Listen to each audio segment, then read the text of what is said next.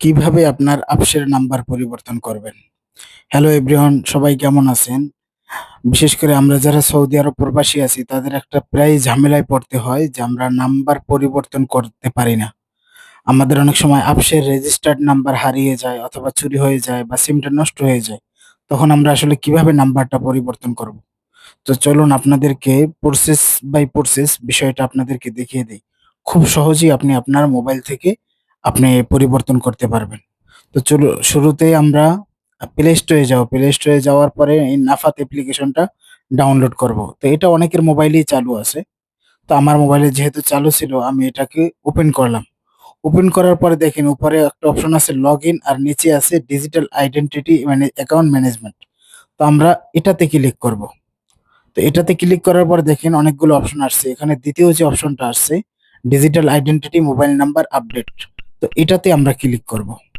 এটাতে ক্লিক করার পর আমাদের আকামা নাম্বার চাইবে। অর্থাৎ আমরা আকামা নাম্বারটা দিয়ে দিব। তো আমি আমার আকামা নাম্বারটা দিয়ে দিতেছি। দেখেন আকামা নাম্বারটা দেওয়ার পরে এখন আমাদের নতুন নাম্বারটা দিতে হবে। অর্থাৎ অতীতের পুরাতন নাম্বার সব বাদ। নতুন যে নাম্বারটায় আমি আপডেট সেট করতে চাবো সেই নাম্বারটা আমাদের এখানে দিতে হবে। তো আমি এখানে আমার যে বর্তমান যে নতুন নাম্বারটা আছে সেটা আমি অবশ্যই দিয়ে দেব। আর আরেকটা বিষয় মাথায় রাখবেন, এটা ৫ থেকে শুরু করবেন, ০ থেকে নয়।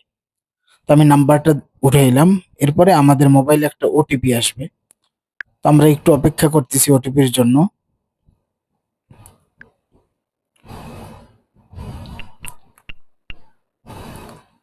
তো দেখেন আমাদের এখানে ওটিপি চলে আসছে। ওটিপিটা আমার রং বলছে। আমি আবার সঠিক করে দিতেছি ওটিপি নাম্বারটা।